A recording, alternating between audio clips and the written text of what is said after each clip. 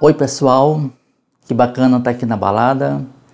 Eu já conheço o Douglas há algum tempo, já trabalhamos juntos em outros projetos, mas essa é a primeira vez que a gente conversa sobre ele em um documentário, né? E que também dirigimos juntos. Então, ele vive intensamente tudo o que faz. E nesse período foi muito bom dialogar com ele, com a Gardênia, com a Thalita, na construção do doc. E para mim foi uma grande experiência. Então é isso. Vamos ver o resultado. Olá a todos, vocês vão assistir agora um documentário sobre o que eu tenho feito até o momento, mas mais aquelas questões que dialogam diretamente com o trabalho desenvolvido na balada, né? Um pouco do cinema, da literatura. Este trabalho, vale dizer que foi feito neste período de quarentena, ou seja, tudo foi montado, editado, e até as perguntas capitaneadas por Gardênia foram todas nesse sistema de dentro de casa. A montagem com o Márcio Bigli, que foi uma grande alegria, e mesmo o diálogo também constante com a Thalita, esta equipe de 4 pessoas, estavam sintonizadas para levar a vocês um pouco dessa história, né? Do que foi feito até agora, e eu espero que vocês gostem. Um grande abraço.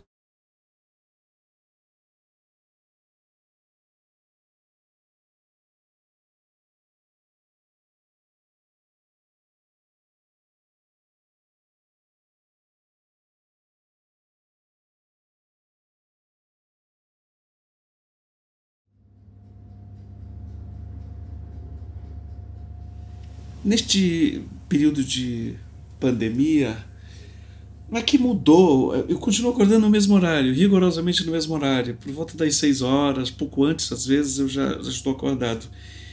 E eu faço a mesma coisa, checo o movimento das mãos, o movimento dos pés, vejo que está tudo funcionando, e é bom que esteja funcionando, né? Mas a imagem, desde que começou a pandemia, que é muito presente, é a imagem do coração. Quando eu fiz cateterismo, eu pedi para os médicos me darem cópia do material gravado, e eu fico lembrando do contraste quando entra nas veias, sabe? E aquele coração pulsando, pulsando, pulsando, e isso vem assim como a vida continua, não é? Mas ela tem finitude, quer dizer, você tem que ter responsabilidade com ela porque ela tem finitude. E essa imagem sempre está presente, sempre nos meus primeiros pensamentos, quando eu acordo, ela já vem pulsando, pulsando, sabe? Isso é bastante presente.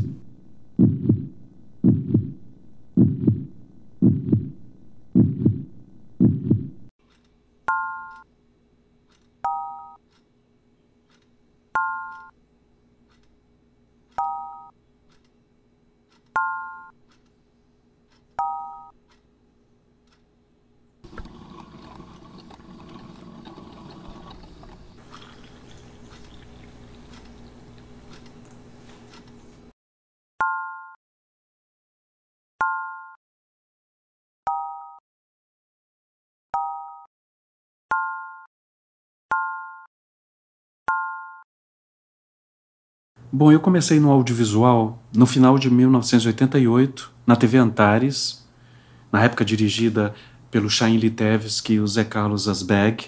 Nós desenvolvemos alguns programas de televisão, pequenos documentários, trabalhos desta área. E algum tempo depois, como bolsista do governo holandês, eu fui estudar na Holanda, em Hilversum, direção de documentários e produção. Durou 1 ano este curso e eu emendei, digamos assim, com outro curso que eu fiz em Madrid, na Espanha, do qual eu morei os 2 anos seguidos. Voltando para o Brasil, eu fui trabalhar diretamente no Rio de Janeiro, fazendo freelancer para o Ibase Vídeo, na época do Betinho, trabalhando também em outra produtora chamada Fase, e eu acho que o mais importante falar desse período é que eu já tinha relação próxima com a Suécia, como país, como técnicos, como alguns amigos. E eu fui convidado para co-dirigir um documentário sobre o final da Guerra Civil em El Salvador, na América Central.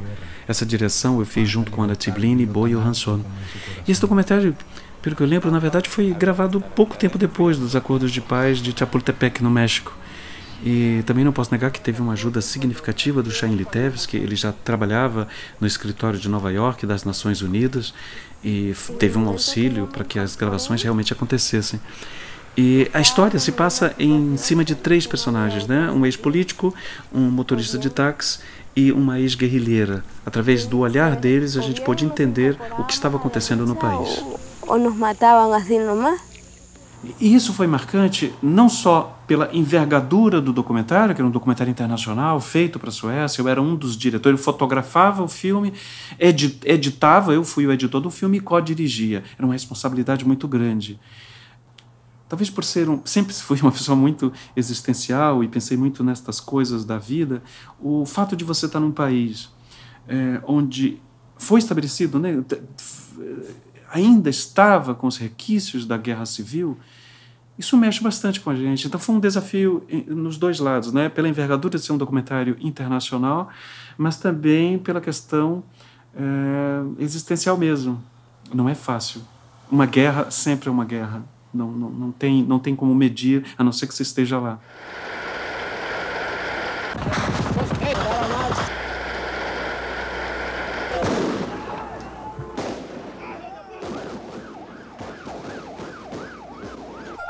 Eu acompanho o trabalho do Douglas há mais de 30 anos, e nessas 3 décadas que a gente tem uma relação de amizade, eu vejo algumas características pessoais que se refletem no trabalho do Douglas. E quais são elas? Primeira, a curiosidade, né? Ele é uma pessoa absolutamente curiosa de tudo e de todos, e sobre tudo e sobre todos.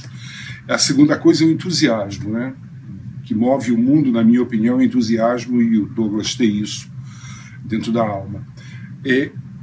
A terceira coisa é essa preocupação que ele tem com a forma e com a linguagem. Eu acho isso muito legal, que ele sempre se preocupa em maneiras novas de contar as histórias e apresentá-las, seja em literatura e seja no cinema, que é uma grande paixão que a gente divide também. Eu parabenizo o Douglas. É um privilégio ter ele como amigo íntimo da família. Nossas famílias se conhecem, se gostam, e eu desejo tudo de bom para o Douglas para sempre. Voltando depois da guerra, depois da guerra em El Salvador, eu fui convidado através do Unicef para trabalhar num projeto chamado Saúde e Alegria na Amazônia, onde eu morei 2 anos. Trabalhava com os ribeirinhos, com as comunidades ribeirinhas do rio Tapajós, Arapiuns e rio Amazonas. A gente vivia basicamente num barco. Mas nesse período eu entrei nessa crise de fazer algo que fosse meu, um projeto que eu queria desenvolver. Eu já tinha escrito o roteiro do Cipriano, e foi uma época que eu disse, não, vou fazer o roteiro, transformar esse roteiro num filme propriamente. Vim para Teresina, voltei para Teresina, é um período em que juntamos a equipe, foi um período também que nasceu a Trinca Filmes, que ainda hoje eu e Gardênia levamos à frente, mas com os técnicos do Piauí, com esta ponte estabelecida na Suécia, com técnicos da Suécia, eles trouxeram os equipamentos de lá e nós filmamos o Cipriano em Super 16mm. Foi um filme curioso, porque ele foi filmado aqui, mais de 90% eram de piauienses ou residentes no Piauí há muito tempo, e esses 8%, mais ou menos, eram os técnicos suecos encabeçados pelo fotógrafo, diretor de fotografia, no caso Mattias Rockberg. Nós levamos esses negativos para serem revelados em Londres, na Technicolor, e logo depois foi montado em Estocolmo, na Suécia. O lançamento do filme aqui, em 2001, março de 2001, ele foi curioso, porque grande parte dos espectadores, digamos assim, uma metade, odiou o filme, e a outra metade adorou o filme, amou de paixão. E o filme gerou teses de doutorado, dissertação na universidade, foi absorvido pelo meu acadêmico, que me deixa muito orgulhoso. Mas ele também seguiu este caminho natural, né, de ser exibido em alguns cinemas. É um filme extremamente autoral, mas chegou a Porto Alegre no cinema, chegou a Fortaleza, Rio de Janeiro, Recife, e aqui no Piauí teve, claro, um apelo maior, por eu ser piauiense também. Mas também depois seguiu, foi absorvido pelo canal a cabo e seguiu sua carreira em alguns anos, até renovado o contrato com o Canal Brasil.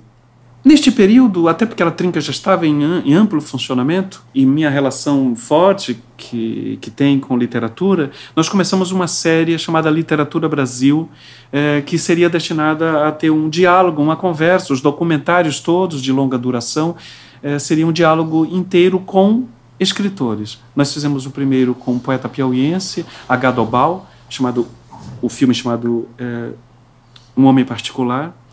Depois a gente abraçou a obra do Ariano Suassuna, com Sertão Mundo de Suassuna, que eu tenho muito orgulho também de até ter mantido essa relação.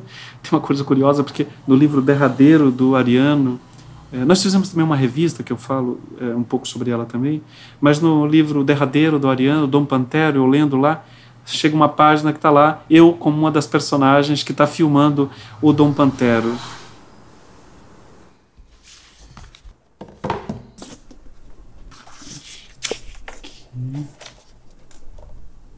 Tá aqui de novo. Desde que, para realizá-la, pudesse contar com a música de Antônio Madureira, as câmeras de Marcos Vilar, Douglas Machado e Cláudio Brito, com os cenários e figurinos de Manuel Saavedra Jaúna, grande Ariano Suassuna. Cara, isso me deixou tão emocionado, não é pela honraria somente, mas pela memória que se estabeleceu como escritores, porque tem uma coisa curiosa nessa série em especial. Todos os escritores, nós estabelecemos uma relação muito próxima e uma amizade que se fortaleceu ao longo dos anos. Depois do Ariano teve o Marcos Vilaça, de Pernambuco, teve o Luiz Antônio de Assis Brasil, este em especial nós desenvolvemos, uma moto aí, com Assis nós desenvolvemos até outros projetos, como Ensaios Íntimos Imperfeitos, que é em cima de um livro dele, que são reflexões, e aí é um filme muito curioso, porque são vários curtas que compõem esse trabalho, em que trabalhando as reflexões que ele tem sobre várias circunstâncias da vida. É bem um documentarista em diálogo direto com o escritor. Tem uma carreira literária já antiga, aí com mais de 20 livros, alguns prêmios nacionais, internacionais, algumas traduções. Mas eu quero dizer que de tudo isso, a maior alegria que eu tive foi quando conheci Douglas Machado e quando ele fez o seu filme, o seu documentário, O Códice Cinzão. Quero dizer que foram momentos inesquecíveis de gravação e depois de acompanhamento do trabalho cuidadoso, verdadeiramente artístico, que ele realizou, assim como vem realizando em tudo que ele faz. Então, o meu depoimento é para reconhecer esse trabalho e dizer que sim, nós temos no Brasil um grande cineasta que deve nos orgulhar. Ele é do Piauí, ele vive em Teresina e é um homem do mundo. Tenho por ele o maior apreço, o maior carinho e desejo que ele continue nos honrando com as suas produções. Você está vendo esse conjunto de cordas que prende a parte de couro de cima e a parte de couro de baixo. Você põe o braço aqui, quem sabe tocar, que não é o meu caso. Aperta conforme aperta, e conforme o lugar onde aperta, altera o timbre. Depois teve o Alberto da Costa e Silva, desta série Literatura Brasil, com o filme O Retorno do Filho, que é um grande conhecedor da África, mas também, mais que tudo, é um dos grandes poetas brasileiros, filho de outro grande poeta nosso aqui do Piauí, da Costa e Silva. E o documentário era um retorno dele a Amarante, terra onde o pai nasceu. E depois nós fizemos um com Wilson Martins, grande crítico de literatura, foi professor da Universidade de Nova York durante muito tempo, já falecido, infelizmente. E teve também o Zé Limeira, né? No caso, o Zé Limeira é um repentista da Paraíba, figura extraordinária, que ninguém sabe se existiu ou não, e o documentário era um pouco uma equipe de filmagem atrás desse poeta. Isso foi curioso até como exercício, quando nós criamos essa prisão de 3 semanas de filmagem, não poderia ser mais, nós teríamos que descobrir, através da memória das pessoas, quem era este Zé Limeira.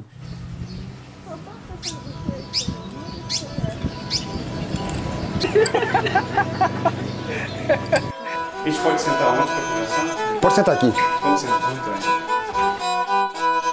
Pode entrar. Olá, seu Inácio. Zé Limeira, meu poeta de... Zé Limeira era assim na altura do senhor. Nego alto, entusiasmado e não tinha medo de enfrentar nenhum cantador. Ele cantava uma noite todinha, não parava. Mas tudo se viesse desmantelado, sabe? Eu sou filho do Dengo, neto do Dengo Dengal. O meu nome é José Limeira Ferreirinha Jatobá. São José foi vagabundo, Cristo com chapéu de pai, montaram numa canga e abriram a unha no mundo. Caíram em um vácuo fundo, em menos de um relento, São José pulou do jegue. Cristo passou no esbrego, diz o Velho Testamento. Na viola e no repente o que eu fizer ninguém faz. Meu padrinho Cício mandava eu expulsar Satanás, o que eu já sei não pergunto, 4 é pouco, 5 é muito, 6 não dá, 7 é demais. Isso aí eu aprendi ouvindo ele cantar repente. Talvez neste ínterim, né, de produção de documentários sobre escritores brasileiros que iam para basicamente Canal Brasil, Arte 1, TV Cultura de São Paulo, teve um documentário também, Um Corpo Subterrâneo, que foi inclusive premiado nacionalmente, que trabalhava sobre a memória, já que eu falei da memória, que era mais ou menos visitando os cemitérios do estado do Piauí e tentando conversar com as pessoas que são parentes de quem partiu. É um documentário que sempre volta à cabeça pela questão mais tocante, né, da memória, de como você trata os seus entes queridos. A memória é isso, ela fica em fragmentos, né? E até por este pedido de falar para vocês, a memória também vai, por mais que a gente tente condensar as coisas, elas vêm em pedaços.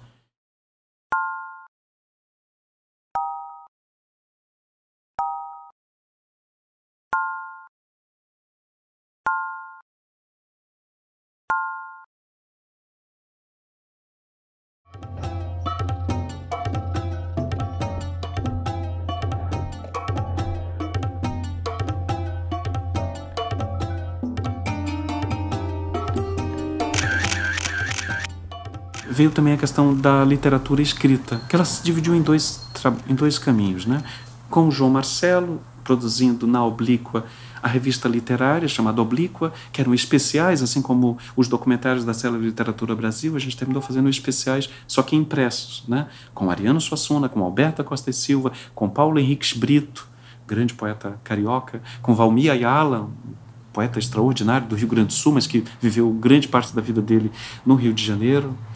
Teve também o selo dedicado a poetas, né, a poesia, chamado Agar Azul, que teve o primeiro, um poeta incrível da Escócia, John Burnside, com o livro Pluvioso. Depois nós lançamos Jorge Anselmo Isidoro, que é um poeta aqui do Piauí, de Teresina, também uma descoberta incrível. E teve o John Clare, que foi o terceiro livro desta série de livros de poetas, chamado John Clare Poemas, mas é um poeta inglês, mais antigo e tal. E teve, ainda para falar da literatura impressa, a série Meio Milheiro, dedicada mais a ensaios, romances. Teve um ensaio chamado Nome e a Natureza da Poesia, do A.E. Hausmann, traduzido pelo Alexei Bueno, um grande poeta brasileiro e amigo do meu coração, muito querido.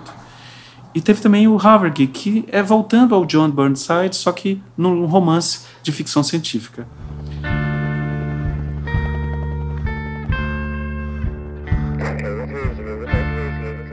A segunda parte, que eu falei 2 partes, é porque a novela gráfica, né, a história em quadrinhos, sempre foi uma paixão. E este meu querido amigo, irmão de alma, Colo, Jesus Colomino Orgaz, nós começamos a desenvolver uma série de novelas gráficas.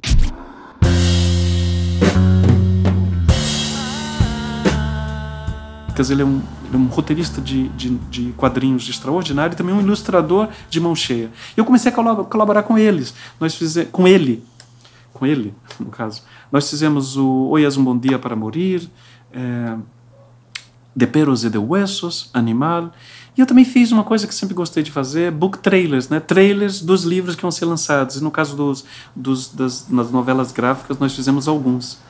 E agora tem um trabalho que nós estamos já há algum tempo trabalhando via Skype, chamado 10h54, um horário, 10h54. Que curioso voltar a trabalhar com novela gráfica, mas isso o roteiro é meu, em cima de um argumento do João Maria Marvan, que terminou gerando também como o roteiro de um filme, que provavelmente é o próximo filme de ficção, chamado Presépio, mas voltando para os quadrinhos, eu e Colo, ele desenhando e eu escrevendo, trabalhamos diretamente em espanhol. Mas eu estou, claro, traduzindo para português para ele poder ser lançado aquí. Nos conocemos hace más de 3 décadas. Mi primer trabajo en cómic lo hice con un guión suyo, de su mano, y hace un par de años volvimos a trabajar juntos y Douglas no envejece, continúa desafiando las normas, buscando caminos diferentes no muestra signos de cansancio, lo cual es una cosa increíble, que no se haya ceñido a lo que sabe, que funciona, y siempre intente buscar nuevas fórmulas, nuevas maneras. Con Douglas yo he descubierto lo que es un proceso creativo. Si no hubiera sido por él, yo sería un autor muy diferente de lo que soy hoy. Y lo que es más importante, descubrí que los procesos creativos y la vida están hechas de la misma materia. Con lo cual, para mí, no solamente ha sido un maestro en el terreno artístico, sino un referente y un maestro en el terreno personal.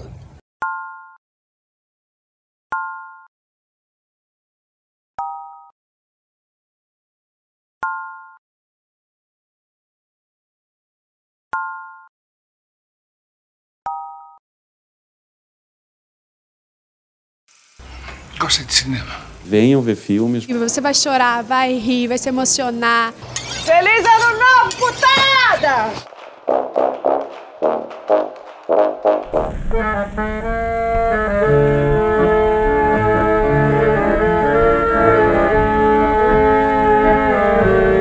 Olá, Teresina. Eu, Giovanni de Lorenzi, estaremos aí para conversar com vocês. Trocar experiências, sensações. Nos Cinemas Teresina. Aqui nos Cinemas Teresina, nós aqui da Trinca Filmes somos responsáveis pela curadoria e pela programação. E aí uma programação diferenciada, porque eu acredito assim que o cinema como sala de exibição, ela não pode se limitar a apenas a exibir filmes, e menos ainda a exibir só blockbusters. Nós temos que alinhavar a produção de filmes do circuitão, claro, que gera ingressos e tem interesse do público, mas nós não podemos cercear o público de uma programação autoral e, sobretudo, que é o meu grande foco de interesse, de cinema brasileiro. Nós vivemos no Brasil. Nós temos que conhecer e ter acesso ao cinema produzido em nosso país, não só de outros países, claro. E dentro disso também fazer um trabalho que não é de curto prazo, nem de médio prazo, é de longo prazo, mas a diretoria sempre recebeu essas ideias com muita atenção, com muita parceria, e nós começamos a desenvolver também ações ligadas à sétima arte. Dá para ver um trabalho sério de longe, e eu identifiquei isso junto com a vitrine, o trabalho do Douglas, aqui no shopping, que eu acho que é um desafio ainda maior, que é unir qualidade com gerar renda, né, a partir do cinema. E eu estou muito impressionado e estou muito feliz de ter feito o esforço de vir aqui em Teresina. Fizemos mais de 25 sessões com debate, trazendo filmes de grande apelo comercial, mas também filmes menos conhecidos, quer dizer, vai de um Bacurau, do Kleber Mendonça Filho e Juliano Dornelles, a um Super Memórias, do Danilo Carvalho, aqui do Piauí. E muitos destes filmes, sempre com o realizador, mas muitas vezes com alguém mais, ou um ator, ou alguém da técnica, o que faz com que o diálogo, né, seja ainda mais presente. Ademais, esse diálogo eu só faço intermediar, né? A minha curadoria sempre dá oportunidade para que as perguntas nestas sessões com debate sejam feitas sobretudo pelo público. Mas também acrescentamos festivais, mostras de filmes indígenas, mostras de filmes restaurados, grandes clássicos do cinema brasileiro, a gente trouxe para serem exibidos, e festivais, e masterclasses também, que no caso da masterclass a gente, enfim, convida um grande profissional do cinema brasileiro para dialogar sobre o seu trabalho, para que as pessoas tenham mais conhecimento sobre a tua área, né? Trouxemos o Jacques Cheuich, grande diretor de fotografia de cinema brasileiro, falando sobre cinematografia. Trouxemos o João Vieira Júnior, um produtor extraordinário de Pernambuco, que esteve também aqui com a gente. E já estamos com Carla Holanda. Eu até pedi que ela gravasse um depoimento a pedido dos produtores deste vídeo para falar com a gente, mas ela vai falar sobre o cinema e a presença da mulher no cinema brasileiro. O Douglas também, pode-se dizer hoje, ele é uma das pessoas mais atuantes e fomentadoras do cinema no Brasil, principalmente em relação à formação de público, o que é uma tarefa somente possível de ser executada na proporção que ele executa com as ferramentas de cinéfilo que ele tem. Isso junto a um senso ético muito forte e um sentido de perfeccionismo que me parece, a sua marca peculiar, né? O trabalho de curadoria do Douglas desenvolvido pelo Douglas ao programar filmes que dificilmente estariam nas salas de cinema em Teresina é resultado de uma profunda conexão com o meio do cinema. Ele sabe exatamente onde estão as questões dos filmes, ele conhece profundamente o debate atual sobre o cinema de maneira ampla, sobre diretores, sobre diretoras, no Brasil, no mundo, e isso por ter esse olhar especialista, atento, criterioso e, sobretudo, profundo conhecedor do que faz. A arte, ela não deve ser apenas respeitada. Nós temos que dar acesso a ela, ao nosso público. Por isso que eu digo que é um trabalho de várias mãos, né? Se nós temos a responsabilidade de levar este cinema, né, esta produção cinematográfica brasileira ao público, a gente sempre pede também que o público esteja presente, para que possa, mesmo que isso seja gradativo, mesmo que isso seja no desenho que a gente sabe que, na verdade, se configura, que é de formação. Mas é importante respeitar e apreciar e amar a arte brasileira. O cinema brasileiro. Ele gera trabalho, ele gera impostos, ele gera emprego. Então, não é só a arte em si, mas é o que a arte gera também para o Brasil.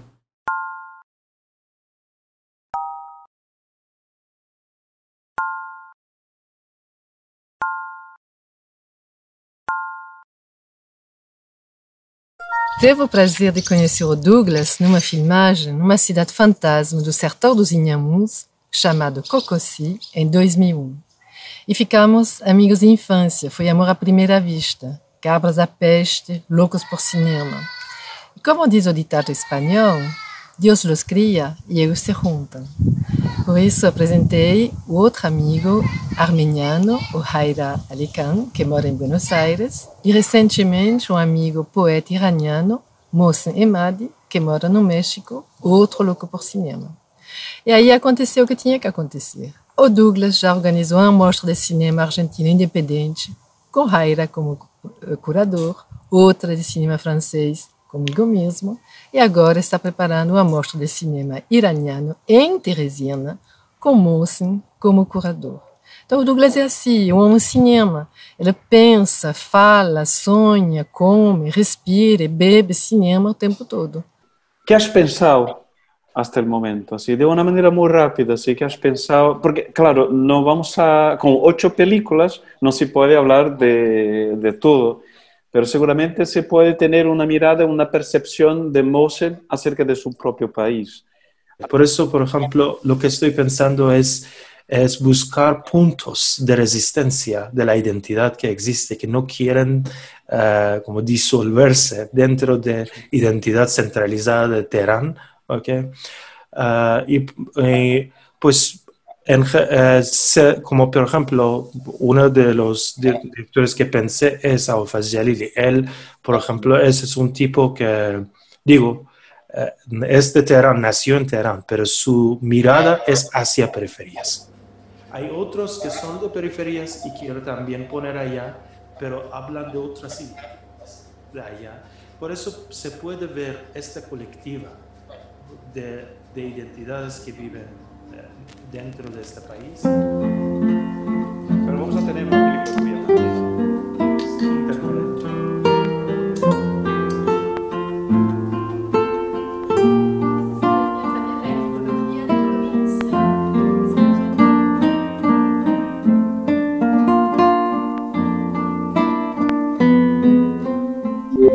Olha aí, Douglas, um videozinho de 3 minutos que eu fiz com a Dinorá para participar de um edital para filmes curtíssimos, até 3 minutos.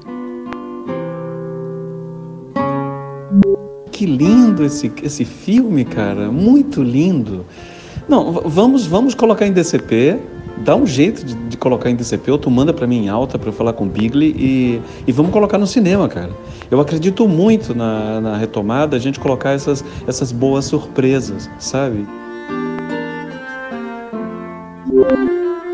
Vi uma entrevista sua, né, num programa, agora Gardênia mandou e eu assisti. Você fala esse momento de retomada, de ressignificar os espaços, as distâncias, as formas, né? E aí eu lembrei que esse filme é uma dessas formas, né, de buscar uma aproximação, né, de buscar um pouco do amor, um pouco da presença, né, que a gente está sendo privado agora por conta da pandemia, né?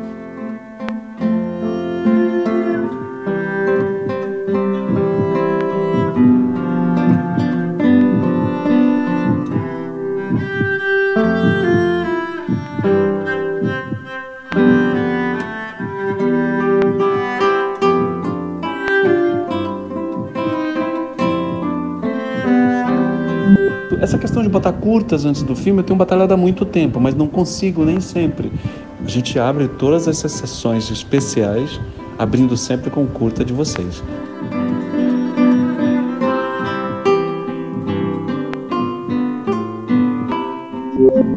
Claro que eu topo, cara. Com muita honra, com muita felicidade, sabe? Porra, nem sabe como eu fico feliz com esse convite, com isso, sabe?